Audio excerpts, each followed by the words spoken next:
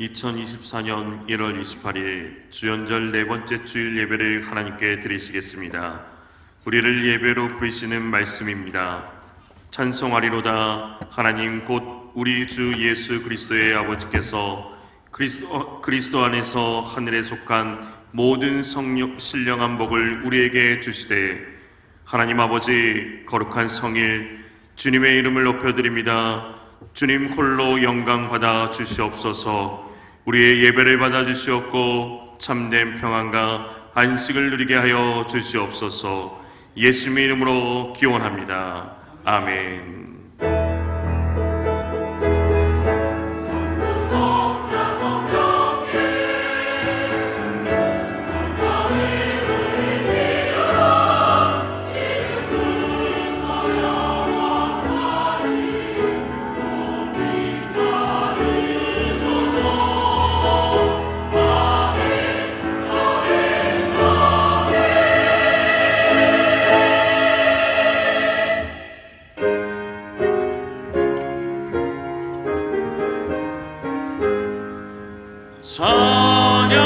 찬양하라. 복되신 그 세주 예수 백성들아 사랑을 전하세.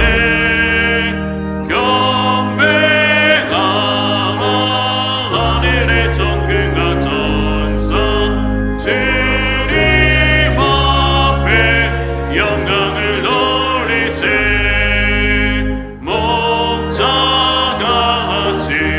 우리를 지키시고 성의 품에 늘 안아주시리.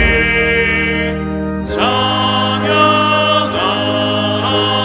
높으신 권세를 찬양 찬양 찬양 영원히 드리세. 찬양하라. 복되신 그 세주 예수 우리 대신 죽임을 당했네. 그 주 예수 영원한 구원의 소망 경배하며 겸손히 전하세. 찬양하라.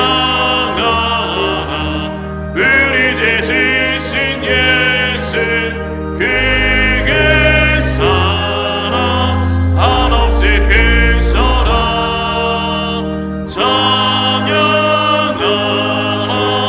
높으신 권세를 찬양 찬양 찬양 영원히 드리세. 찬양하라. 복되신 그 세주 예수 천사들아 즐겁게 찬양해. 그 주 예수 영원히 다스리시니 면류관을 제 앞에 드리세. 그 주 예수 세상을 이기시고 영광 중에 또다시 오시리. 찬양하라. 높으신 권세를 찬양 찬양 찬양 영원히 드리세.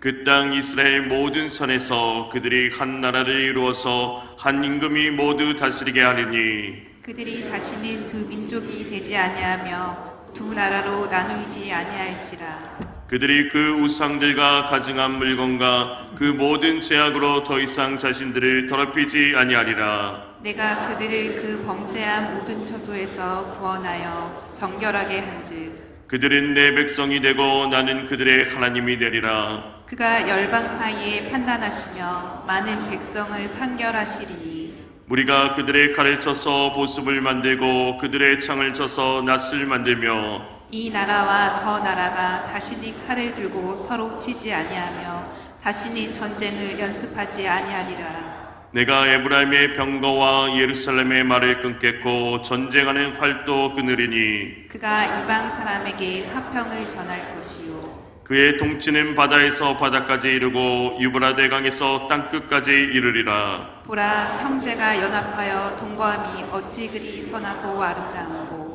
머리에 있는 보배로운 기름이 수염 곧 아론의 수염에 흘러서 그의 옷깃까지 내린 같고 헐몬의 이슬이 시온의 산들에 내린 같도다. 거기서 여호와께서 복을 명령하셨나니 곧 영생이로다. 아멘.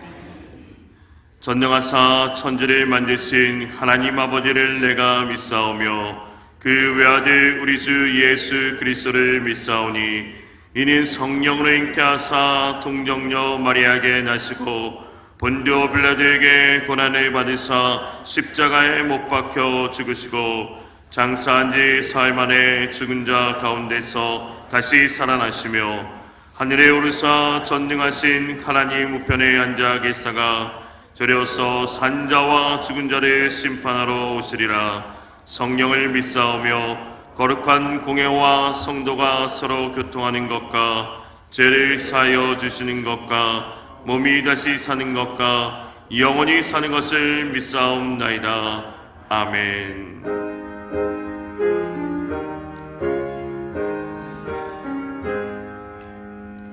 만복의 근원 하나님 온 백성 찬송 드리고 저 천사여 찬송하세 찬송 성문 성자 성령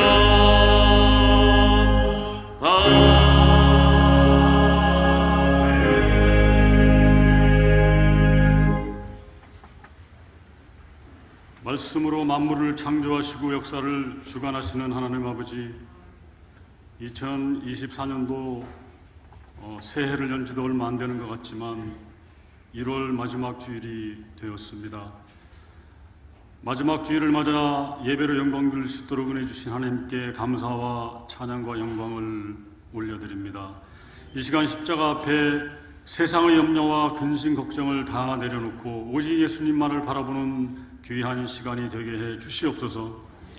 지금도 살아계셔서 역사하시는 하나님 아버지, 주님의 피값으로 이곳에 북수원교회를 세우셨사오니 주님의 뜻을 이루는 일에 쓰임받는 은혜가 나타나게 해 주시옵소서.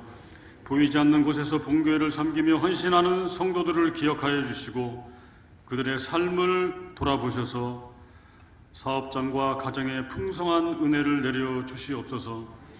최근 우리들은 세계 각지에서 발발하고 있는 전쟁의 소식들과 천재지변이나 이상기후로 인한 안타까운 소식을 접하고 있습니다. 인류의 역사와 만물을 주관하시는 하나님 아버지, 하나님이 창조하신 이 땅에서 모두가 안전하고 평화롭게 살아가도록 인도해 주시옵소서. 국가와 민족을 위해서 기도드립니다. 대한민국의 위정자들이 외교와 경제, 정치와 사회 전반에 걸쳐서 하나님의 정의와 공의가 흐르는 세상을 만들고 백성들이 평안하게 살아가는 사회를 만들 수 있도록 지혜와 능력을 주시옵소서. 은혜로우신 하나님 아버지, 북성교회를 항상 주목하여 주시고 한량없는 은혜를 베풀어 주셔서 하나님의 기쁨이 되는 교회가 되기를 간구합니다. 교회의 신앙 본질을 잘 기억하면서 하나님의 뜻을 쫓아 주어진 사명을 잘 감당하며 건강하게 성장하고 성숙한 공동체가 되어서 하나님께는 영광이요 이웃에게는 소망이 되는 교회가 되게 하여 주시옵소서. 이 시간 말씀을 전하시는 담임 목사님에게 능력을 더하여 주시고 성령 충만함으로 함께 하시사 모든 성도들이 하나님의 은혜를 체험하는 귀한 시간이 되게 해 주시옵소서.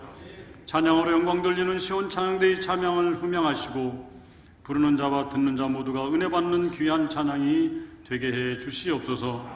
우리를 죄에서 구원하신 예수님의 이름으로 간절히 기도드렸습니다.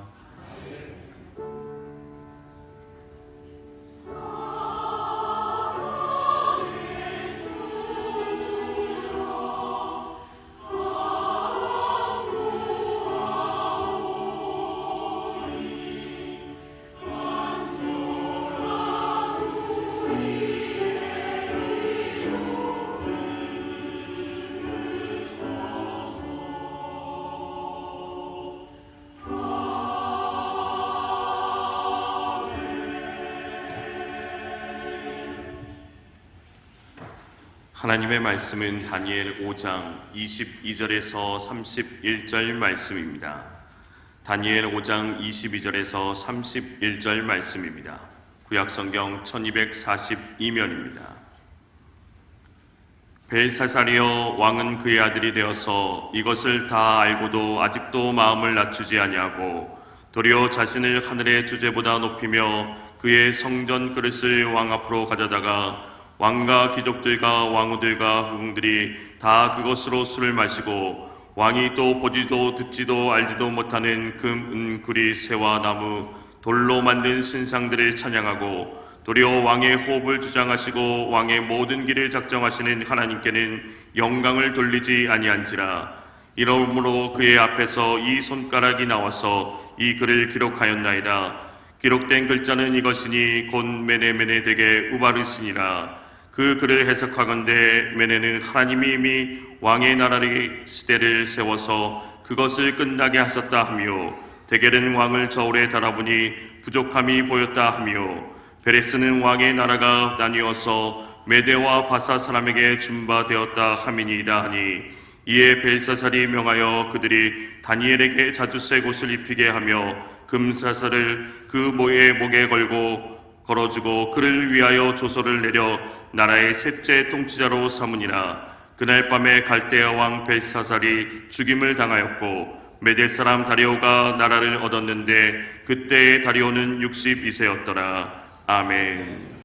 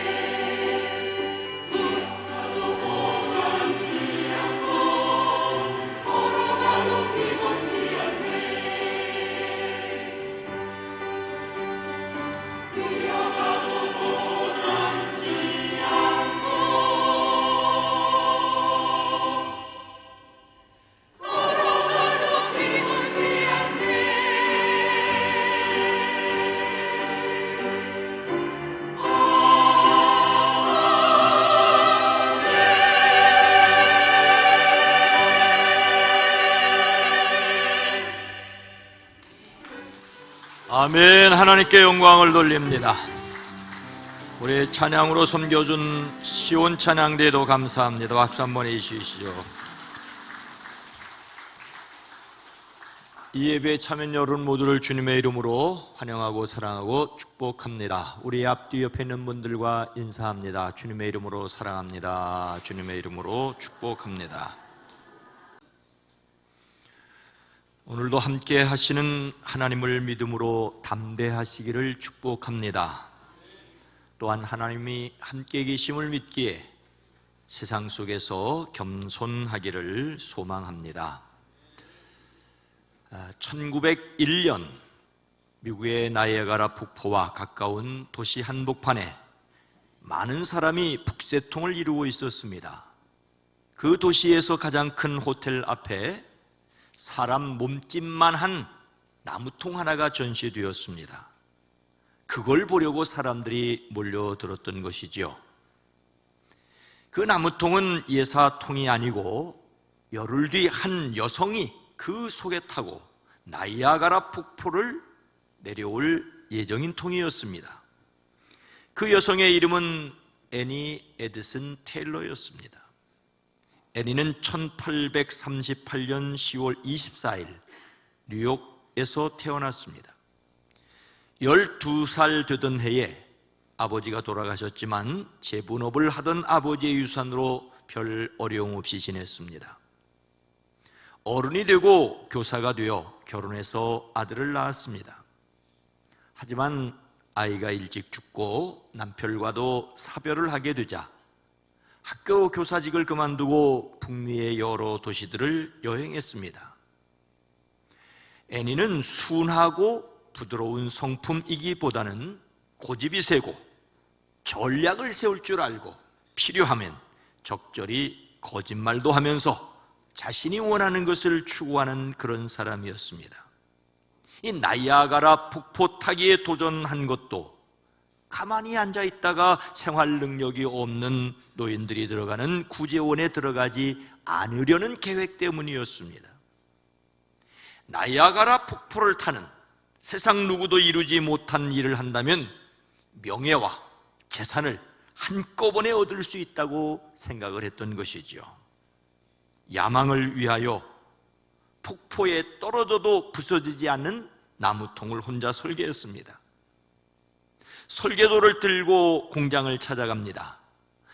무슨 미친 생각이냐며 무시하는 공장장을 설득해서 강철 테두리를 두른 나무통을 완성했습니다. 매니저도 고용을 했습니다. 매니저는 어느 용감한 여자가 어마어마한 폭포를 정복하려 한다는 이야기를 알려주고 미리 그 지역의 기자들을 만나 취재를 요청하도록 준비를 시켰습니다. 철저히 준비하고 정말로 나무통 속에 들어갔고 많은 사람들의 시선을 받으며 17층 건물만큼 높은 절벽에서 떨어졌습니다. 어마어마한 폭포 타기에 도전을 했습니다. 그리고 멋지게 성공을 했습니다. 요란하게 우르렁거리며 쏟아지는 물기둥을 타고 절벽과 바위에 부딪히며 폭포를 타고 내려왔습니다. 약 20분 만에 무사히 구조가 되었습니다. 폭포 타기에 성공한 애니는 이제 많은 곳에 다니며 강연을 해서 돈을 벌겠다고 생각했지만 현실은 그렇지 않았습니다. 사람들은 애니가 젊은 여성이 아니라며 주목하지 않았고 오히려 나무통에만 관심을 보였습니다. 매니저가 혼자 돈을 차지하기 위해 나무통을 훔쳐 달아나기도 했습니다. 사립탐정을 고용해 어렵게 나무통을 되찾고 새로운 매니저를 구했지만 새 매니저도 사기를 치거나 나무통을 훔치거나 별반 다르지 않은 행동을 일삼았습니다. 애니는 폭포 타기에는 성공했지만 어떤 의미에서 실패한 것과 마찬가지였습니다. 자신이 가진 것을 활용해 돈과 명예를 얻으려는 노력을 포기하지 않았지만 결국 자신이 기력이 쇠약한 한 늙은 여성이라는 것만을 느끼게 되었습니다. 결국 폭포 앞에 작은 가판대를 세우고 거기에서 자기의 이야기를 담은 책자와 엽서를 팔며 살았습니다. 사람들이 다가와 묻습니다. 폭포의 여왕이 어디 계십니까? 자기가 바로 그 여왕이라고 설명해 주는 일을 쩔쩔매야 했다고 합니다. 사람들이 기대하는 여성 영웅 이미지와 자신이 다르게 보인다는 것을 설명하는데 어려움을 겪었습니다. 늙어가는 모습 그대로 그렇게 세상 속에 살았고 세상을 관찰하며 세심하게 느끼며 살았습니다. 훗날 애니는 자신을 찾아온 기자에게 이렇게 말했습니다. 나는 그 일로 큰 돈을 벌지 못했고 좌절감을 느끼며 살아왔어요. 그렇지 않다고 말하고 싶지는 않아요. 나는 그 일을 한 사람이 바로 나다라고 말할 수 있는 것으로 만족해요.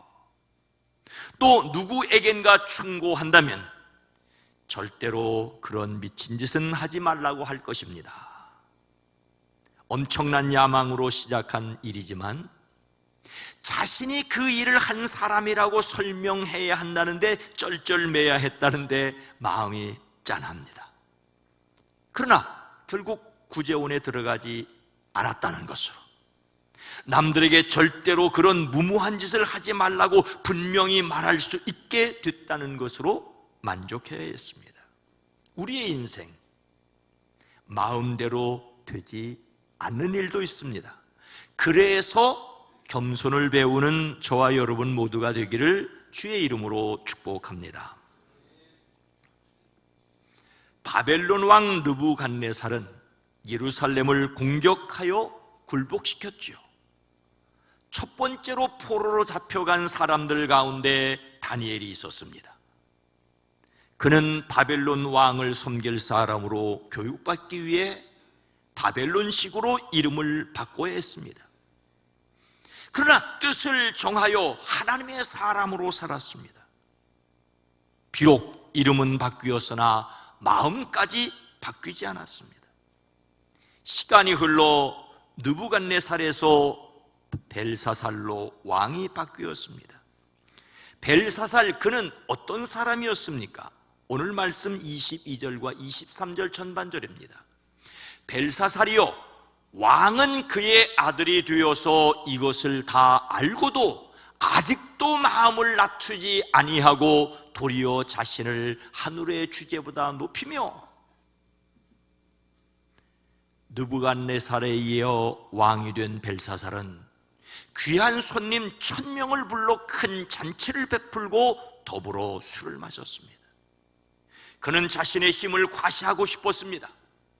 술을 마시면서 선왕 느부갓네살이 예루살렘 성전에서 빼앗아온 그릇들을 가져오라고 명령했습니다. 그곳에 모인 손님들과 술을 마시게 할 작정이었습니다. 선왕이 탈취하여 온 것으로 자신이 생색내고 싶었던 것이지요.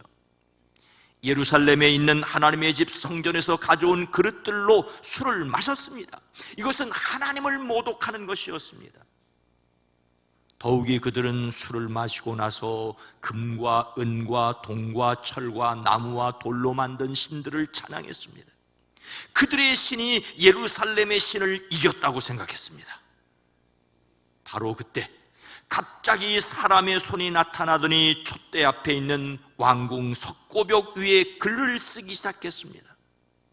왕은 그 손가락이 쓰는 글씨를 보고 있었습니다. 왕의 얼굴빛이 창백해지더니 공포에 사로잡혔습니다. 넓적다리의 힘을 잃고 무릎이 서로 부딪히며 떨었습니다. 왕은 큰 소리로 외쳤습니다. 주술가들과 점성술가들과 점성가들을 불러오게 했습니다. 누구든지 저 글자를 읽고 그 뜻을 풀이해 주는 사람은 이 나라의 3번째 통치자로 삼겠다고 하였습니다. 하지만 왕궁 안에 있는 지혜자들이 모두 나왔으나 아무도 그 글자를 읽을 수 있는 사람도 없었습니다. 그러니 뜻을 풀이해 줄 사람은 없었습니다. 왕은 크게 낙심하여 얼굴빛이 변하였고 손님들도 당황하였습니다. 이런 소란의 소식을 듣고 왕의 어머니가 연회장으로 들어왔습니다. 왕의 어머니는 다니엘에 관하여 말하였습니다. 다니엘은 탁월한 정신과 지식을 가졌고 꿈을 해몽하는 데 총명하고 수수께끼를 풀고 어려운 문제도 해결한다고 하였습니다. 다니엘이 왕 앞으로 불려 나왔습니다. 다니엘에게 이 글자를 읽고 뜻을 풀이해 주면 자색 옷을 입히고 목에 금 목걸이를 걸어주고 그 나라의 세 번째 통치자로 삼아 주겠다고 하였습니다.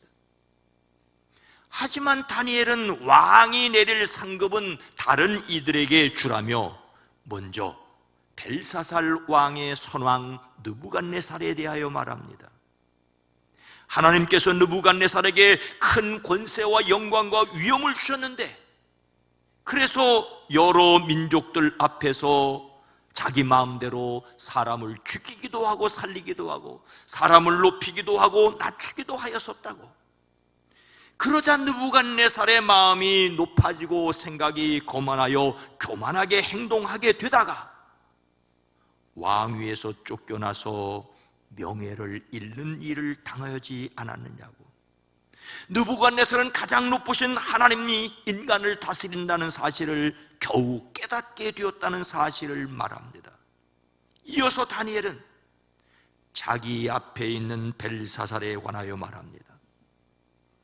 느부갓네살이 겪은 일을 알면서도 마음을 겸손하게 낮추지 않았다고 합니다. 하늘의 임금이시요 주님이신 분을 거역하였다고 합니다. 하나님의 성전에 있던 그릇들을 가져오게 해서 그것으로 술을 마시게 하였다는 것입니다. 즉 벨사살은 겸손하지 못하고 교만한 사람이었습니다. 여기서 두 가지를 볼 수 있습니다. 하나는 벨사살이 어떤 인간인가라고 하는 것입니다. 그는 느부갓네살이 겪은 일을 알면서도 겸손하지 못하고 교만하였습니다. 우리는 그렇게 하지 말아야 할 것을 배워야 합니다. 교만은 패망의 선봉이요 거만한 마음은 넘어짐의 앞잡인이라고 말씀하십니다. 이 말씀을 기억하기를 원합니다. 그리고 또 하나 다니엘의 담대함을 배워야 합니다. 다니엘은 주전 606년 대략 20세 정도의 나이로 포로 잡혀갔습니다. 벨사살 앞에서 글자를 해석할 때는 포로로 잡혀간 지 거의 70년이 다 되어가고 있었습니다. 그의 나이이 대략 88살이었습니다. 그래서인지 그는 죽음을 두려워하지 않고 왕 앞에서 담대하였습니다. 교만하지 말아야 합니다. 그러나 담대함까지 잃지 말아야 합니다. 하나님 앞에서 겸손할 뿐만 아니라 또한 사람 앞에서 용감한 사람들이 되어지기를 주의 이름으로 축원합니다. 하나님께서 사람에게 겸손을 요구하시는 이유가 뭘까요? 다니엘을 통하여 무엇을 말씀하십니까? 26절 말씀입니다. 그 글을 해석하건대 매네는 하나님이 이미 왕의 나라의 시대를 세워서 그것을 끝나게 하셨다 하며, 다니엘은 느부갓네살 왕의 했던 행동을 이야기하고 벨사살 왕의 교만을 가차없이 꾸짖고 나서 비로소 왕궁 벽에 나타난 글씨를 설명합니다. 기록된 글자를 메네 데겔 우바르신이라고 읽었습니다. 그리고 그 글자를 해석하며 메네라고 하는 말은 계산하다는 뜻으로 하나님께서 벨사살의 시대를 계산하여 끝냈다는 뜻이라고 설명합니다. 더욱이 메네라고 같은 말을 반복한 것은 확실히 계산이 끝났다는 것입니다. 하나님께서 벨사살의 왕국을 헤아리셨습니다. 하나님께서 정확하게 판단해 보셨습니다. 더 이상 다시 세고 헤아려 볼 필요가 없을 정도입니다. 계산 끝. 그런데 무엇으로 계산하셨다는 말입니까? 다음 말인 데겔은 물건을 달아 무게를 재는 저울 또는 저울을 사용하는 것을 가리킵니다. 하나님께서 벨사살을 저울에 달아보셨는데 무게가 부족함이 드러났다고 하십니다. 자신을 바벨론 왕국의 통치자로 대단하게 여기고 기고만장하여 성전 그릇으로 술을 마시는 벨사살이었습니다. 그러나 하나님이 달아보시니 보잘것없는, 하나님의 기준에 턱없이 부족한 사람이라고 하십니다. 즉 계산 끝 함량 미달이었습니다. 사람은 교만하여 자신을 대단한 인물로 생각하고 입에 침이 마르도록 아부하는 칭찬을 들으며 정말 그런 줄 알고 웃줄 하지만 하나님이 보실 때는 바람에 날리는 깃털보다 더 가벼운 인생일 뿐입니다. 그리고 마지막 말은 우바르신, 여기서 우는 그리고라는 말이고 바르신은 쪼갠다, 나눈다는 말입니다. 계산 끝 함량 미달, 그래서 나누시겠다고 말씀하십니다. 벨사살의 왕국을 둘로 나누어 메대와 바사 사람에게 넘긴다는 뜻입니다. 그날 밤으로 벨사살은 사살을 당하고 다리오에게 왕권이 넘어갑니다. 이것은 하나님이 통치자이심을 보여주십니다. 거의 20년 전쯤 제가 요 아래 동네에 살 때 성탄절이 다가오는 12월 어느 날 수원 화성 안에서 남문인 팔달문을 바라보며 걷고 있었습니다. 그때 보았던 팔달문의 처마 자락과 단청이 지금도 선명합니다. 팔달문 누각 지붕이 아름다웠고 그 위에 어처구니들이 검은 형체로 드러내고 있었습니다. 그때 눈송이들이 점점이 흩날리기 시작합니다. 순간 제 마음속에 엄청나게 큰 톱니바퀴들이 보였습니다. 톱니바퀴와 톱니바퀴 사이에 흩날리는 눈송이보다 더 작은 모래 한 알이 놓였습니다. 톱니바퀴가 조금만 돌아가면 그 모래는 흔적도 없이 으스러질 수밖에 없었습니다. 그런데 그 모래 한 알이 바로 저였습니다. 그 순간 저는 저라는 존재가 얼마나 작고 보잘것없는가를 깨달았습니다. 사실 팔달문, 어처구니, 톱니바퀴, 작은 모래 한 알, 그것은 서로 전혀 연관성이 없습니다. 왜 그곳이 이었는지는 전혀 중요하지 않습니다. 팔달문이 아니라도 상관이 없습니다. 다만 한 가지, 바로 저 자신이 한없이 가볍고 무가치하다는 것만을 깨달았습니다. 우리가 하나님께 사랑받는 사람이 되었다는 것은 분명합니다. 하지만 사랑받을 자격이 있어서 사랑받는 것은 아니지 않습니까? 그런데도 자신이 제법 잘난 줄 알고 뻐기고 자랑하고 심지어 다른 사람을 무시하기까지 합니다. 더 한심한 것은 자신이 무능하다는 것을 깨달았다고 하면서도 별반 달라지지 않았다는 것입니다. 거의 모든 사람이 별것 아닌 것을 내세우고 자랑하려고 합니다. 자랑할 것이 없으면 남을 깎아내리서라도 자신이 높아지려고 합니다. 하나님께서 하나님의 저울로 달아보아 셈하신다는 것을 깨닫지 못합니다. 그런데 우리에게 은혜로 주신 것은 하나님이 우리 인생의 섭리자이시다, 우주 만물을 다스린다는 사실을 깨달아 알게 하시는 것입니다.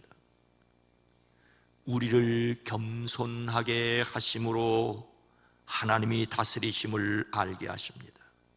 하나님이 통치하심을 겸손하게 인정하는 사람들이 되어지기를 주의 이름으로 축원합니다. 하나님은 교만한 사람을 낮추시어 하나님이 통치하심을 알게 하십니다. 그래서 우리가 해야 할 것은 무엇이겠습니까? 23절 후반절입니다. 왕이 또 보지도 듣지도 알지 못하는 금, 은, 구리, 쇠와 나무, 돌로 만든 신상들을 찬양하고 도리어 왕의 호흡을 추적하시고 왕의 모든 길을 작정하시는 하나님께는 영광을 돌리지 아니한지라. 다니엘은 벨사살이 어리석다는 사실을 두 가지로 정리했습니다.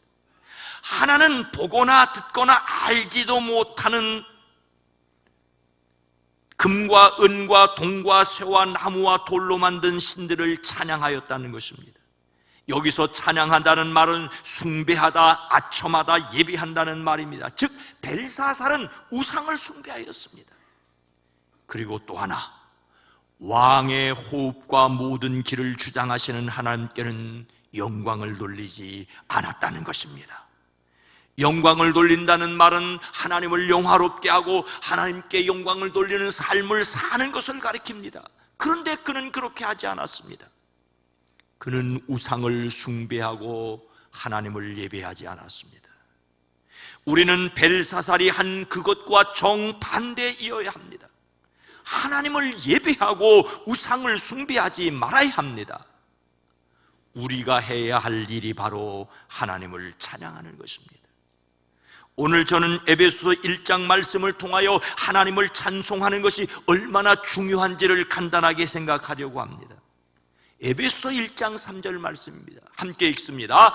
찬송하리로다 하나님 곧 우리 주 예수 그리스도의 아버지께서 그리스도 안에서 하늘에 속한 모든 신령한 복을 우리에게 주시되. 하나님께서는 로마 감옥에 있는 사도 바울을 통하여 에베소 교회에 말씀하게 하셨습니다. 바울은 편지를 시작하고 인사를 끝내자마자 찬송하리로다, 찬송하리로다 라고 말하였습니다. 찬송한다는 말은 찬송받을 만한 것을 가리킵니다. 바로 하나님 아버지께서 찬송받으실 분이시라는 고백입니다. 여기에서 바울이 이토록 감격에 사무쳐 하나님을 찬양하는 이유가 무엇입니까? 하나님께서 그 아들 예수 그리스도를 통하여 우리에게 하늘에 속한 모든 신령한 복을 주셨기 때문입니다. 하나님께서 사람에게 주신 가장 신령한 복 중에 으뜸은 하나님의 자녀가 되게 하신 것입니다. 그러니 찬양하지 않을 수 없습니다. 하나님 아버지께서는 우리를 그리스도 예수님과 영원한 하나님 나라에 살 수 있도록 선택하여 주시고 부르시고 세우셨습니다. 하나님 앞에서 거룩하고 흠이 없는 사람으로 인정하십니다. 흠이 너무 많아 하나님 앞에 설 수 없기에 예수께서 십자가에 달려 돌아가심으로 그 피로 우리를 씻어주셨습니다. 그렇게 우리를 하나님의 자녀가 되게 하셨습니다. 그러니 찬양하지 않을 수가 있겠습니까? 바울은 로마에서 비록 자유로운 몸이 아니었지만 예수님을 믿음으로 하나님의 자녀가 되었고 이런 소식을 전하는 사람으로 감옥에 비록 갇혀 있었지만 기뻐했고 이런 소식을 전하는 일에 하나님을 찬양했습니다. 같은 은혜를 받은 그리스도인들과 이 사실을 이야기한다는 것만으로도 가슴이 벅찼습니다. 이것이 그의 찬송할 이유였습니다. 계속되는 말씀에 찬송이라는 말이 연이어 나옵니다. 6절 말씀입니다. 함께 읽습니다. 이는 그가 사랑하시는 자 안에서 우리에게 거저 주는 바 그의 은혜의 영광을 찬송하게 하려는 것이라. 하나님 아버지의 사랑하는 독생자를 통하여 우리에게 주신 영광스러운 은총에 대하여 찬양할 수밖에 없다는 고백이죠. 우리가 찬양할 분은 우리를 자녀 삼아주신 하나님 아버지십니다. 다만 그리스도 예수 안에서 값없이 거저 베푸시는 은혜입니다. 그러니 더욱 찬양하지 않을 수 없습니다. 12절에서도 마찬가지입니다. 함께 읽습니다. 이는 우리가 그리스도 안에서 전부터 바라던 그의 영광의 찬송이 되게 하려 하심이라. 하나님이 우리를 자녀 삼으신 것은 우리로 하나님의 영광을 찬송하는 사람이 되게 하시려는 것입니다. 예수님을 믿고 예수님께 소망을 두고 사는 사람은 하나님을 찬송하는 것이 삶의 목적이어야 합니다. 우리는 자신의 삶이 하나님을 찬송하는 것이어야 한다는 것을 결코 잊지 말아야 합니다. 계속해서 14절 말씀입니다. 함께 읽습니다. 이는 우리 기업의 보증이 되사 그 얻으신 것을 속량하시고 그의 영광을 찬송하게 하려 하심이라. 아멘. 예수님을 그리스도로 믿는 사람들은 하나님의 자녀입니다. 그 보증으로 주신 우리 안에 거하게 하신 분이 성령이십니다. 성령님께서 우리 안에 함께 계심으로 우리로 하늘의 평강을 누리게 하십니다. 그러므로 우리는 하나님의 영광을 찬송할 수밖에 없습니다. 그래서 우리가 하는 일은 찬송입니다. 마음을 다하여 하나님을 찬양해야 합니다. 2024년을 시작하며 첫 시간에 말씀에 관한 내용을 나누었습니다. 예레미야 애가 본문을 통하여 결심을 매일 새롭게 하도록 예수님을 담는 성품 큐티를 제안하였습니다. 우리는 하나님의 말씀인 성경을 듣고 읽고 암송하고 연구하고 묵상해야 합니다. 우리는 한 책의 사람이고자 했던 존 웨슬레를 본삼아야 합니다. 둘째 시간에 역시 예레미야 애가 본문을 통하여 기도해야 할 것을 말씀드렸습니다. 기도하는 집을 장사하는 집으로 만들었기에 예루살렘 성전이라도 파괴되었다는 말씀을 나누었습니다. 예수님은 그 성전을 기도하는 집이라고 자리매김하셨습니다. 우리는 간절한 기도를 회복해야 합니다. 기도하지 않고 말씀만 읽으면, 말씀을 읽지 않고 기도만 한다면 균형이 깨진 신앙이게 됩니다. 말씀과 기도의 사람이 되기를 결심하시기를 주의 이름으로 축복합니다. 세 번째 시간에는 다니엘 본문을 통하여 비록 이름이 바뀌어도 마음의 뜻을 정하고 하나님의 백성으로 살아갈 것을 나눴습니다. 우리는 말씀과 기도의 사람이 되고자 하는데 뜻을 정해야 합니다. 그리고 또 하나 찬송의 사람이 되고자 하는데 뜻을 정하여야 합니다. 힘써 하나님을 찬송하지 않으면 마음에 잡초가 돋습니다. 찬송은 말씀과 기도 생활을 위하여 꼭 필요합니다. 찬송 내용은 곧 하나님의 말씀인 성경으로 채워져 있기 때문입니다. 찬송을 부름으로써 곡조 있는 기도를 드릴 수가 있습니다. 우리 입에서 성경 말씀을 읊조리듯이 찬송을 흥얼거릴 수 있어야 합니다. 그것이 곧 말씀이고 그것이 곧 기도이기 때문입니다. 기도할 수 없다면 찬송을 부르십시오. 찬송을 부를 수 없다면 말씀을 읽으십시오. 말씀을 읽을 수 없다면 또 기도를 드리십시오. 기도를 드릴 수 없다면 찬송을 부르십시오. 온 세상의 통치자이신 하나님께 겸손히 들어야 할 것은 찬송입니다. 2024년은 쉬지 말고 찬송하는 한 해가 되어지기를 주의 이름으로 축복합니다. 사랑하는 성도 여러분, 앞에서 제가 얼마나 가벼운 존재인지를 깨달은 것을 말씀을 드렸습니다. 커다란 톱니바퀴 사이에 놓여 간단하게 으스러질 수 있는 모래 한 알보다도 더 보잘것없는 존재입니다. 그러나 저는 하나님의 사람으로 절대 가볍지 않은 존재임도 또한 믿습니다.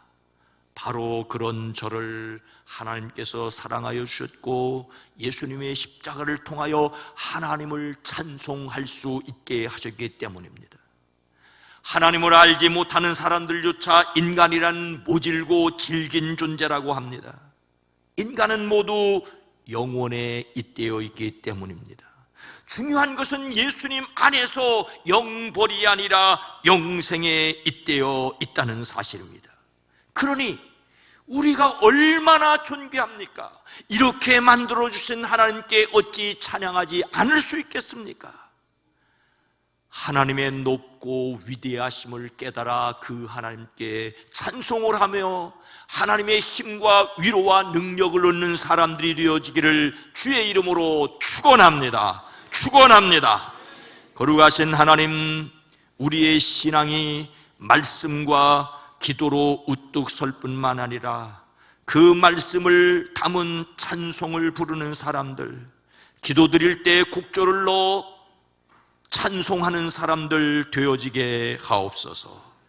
우리의 삶의 순간순간마다 하나님 거기 함께 계셔서 우리를 이끌어 가실 때, 높이실 때 겸손할 줄 알고 낮추실 때 하나님께서 높이실 것을 기대하며 살아가게 하옵소서. 예수님의 이름으로 간절히 기도드리옵나이다. 아멘.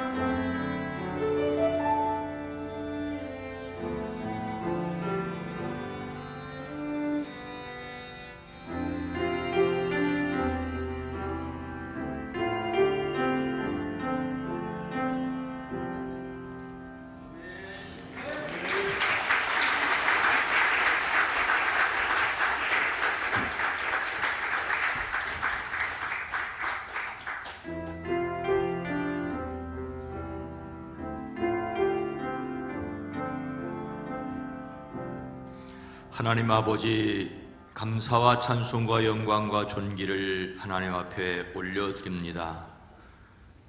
우리의 연약함과 부족함을 내어놓고 하나님의 위대하심을 힘입어 살아가기를 소망합니다.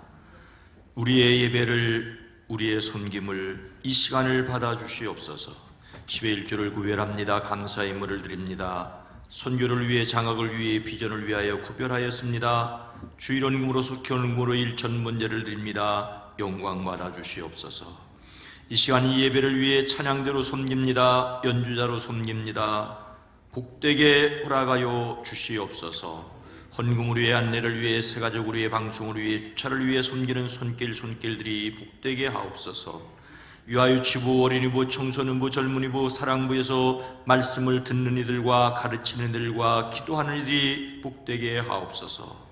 기도하고 전도하고 섬기는 일들이 더욱 활성화되어지게 하옵소서. 우리를 대신하여 지나가는 선교사들과 비전교와 출신 목회자들의 목양지가 푸르게 하옵소서. 연약한 가운데 주의 돌보심을 소망하는 이들에게 힘을 더하여 주시옵소서. 수술 후에 회복을 기다리는 이들 치료가 급속하게 하시고 치료가 적합하게 허락하여 주시옵소서. 한국교회를 복되게 하옵소서. 대한민국 이 땅의 정치, 경제, 사회, 문화, 외교, 국방을 지켜 주시옵소서. 이 땅의 평화를 더하시옵소서. 이 세계의 평화를 더하여 주시옵소서.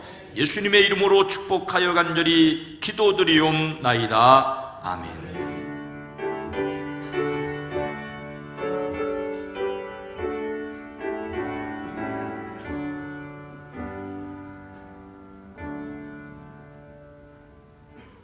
여러분 모두를 다시 한번 주의 이름으로 환영하고 사랑하고 축복합니다.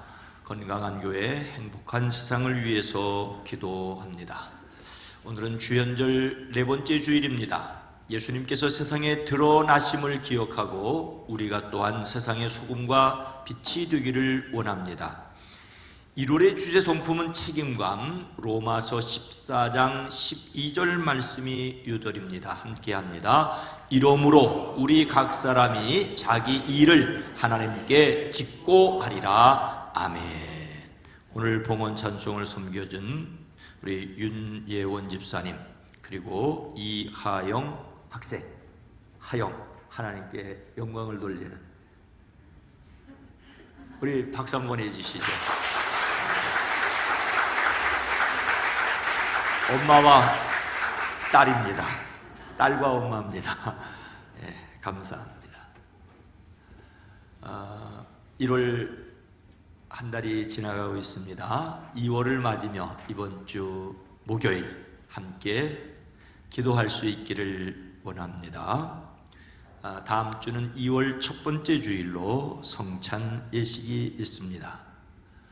중보 기도실 연속 기도에 참여해 주시기 바랍니다. 또 가족 기도 카드 계속해서 제출해 주시기 바랍니다. 2월 세 번째 주일에는 말씀 성경 암송 퀴즈가 있습니다. 말씀 암송 구절 24개의 자료와 또 그것을 암송 카드로 준비했습니다. 암송 카드는 제가 생각할 때 3대를 물렸을 수 있게 튼튼하고 아주 정교하게 잘 만들었어요. 다만 반값에 사무실에서 구입을 할 수 있습니다. 한 가정에 하나씩 준비하셔도 좋겠다는 생각입니다. 우리 교회 주일 말씀, 오늘 여러분들이 다니엘 5장 말씀을, 지난주에 다니엘 1장 말씀을 설교 본문으로 들으셨는데, 이것은 교회 학교, 유치부, 어린이부, 청소년부 지금 같은 말씀으로 듣고 있습니다. 물론 어린이들은, 유치부는, 청소년은 그 수준에 맞게 전도사님들이, 목사님들이 하고 계시지요.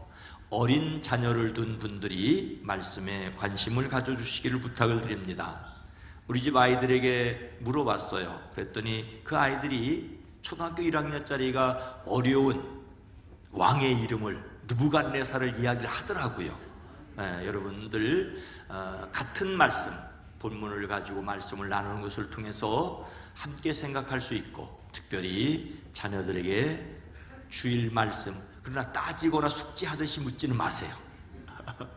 여러분들이 은혜 받은 얘기를 나눠야 되지, 숙제 검사하는 식으로 따져 묻지는 마시고 관심을 가지고 함께 나눠주시기 바랍니다. 그리고 교회 학교 각 부를 위해서, 교사들을 위해서도 기도해 주시기를 바랍니다.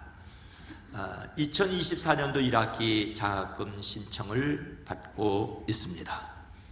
또 연말정산 광고 드리고 부단임 목사로 섬겨주시던 조정희 목사님이 2000만낫교회로 이임을 하셨습니다. 다 함께 일어나셔서 함께 찬송합니다.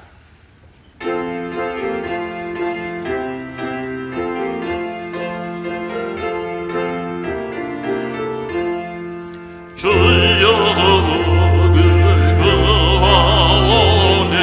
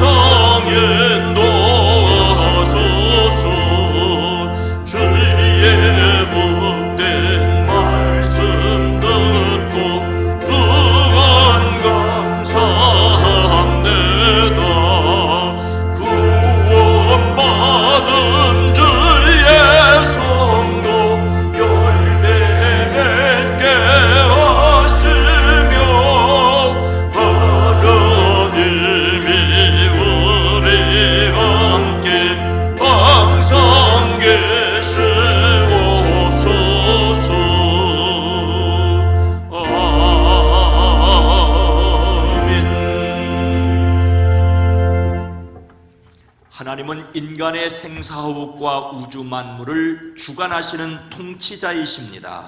아멘. 하나님께 찬송으로 영광을 돌립니다. 삶에서 찬송이 멈추지 않기를 소망합니다. 이제는 우리 구주 예수 그리스도의 은혜와 하나님 아버지의 놀라우신 사랑하심과 성령님의 감화 감동 내주 교통하심이 하나님을 통치자로 고백하며 찬송하며 살기 원하는 모든 성도들 위해 이 땅 위에 이제로부터 영원토록 함께 계시옵기를 간절히 축원하옵나이다. 아멘.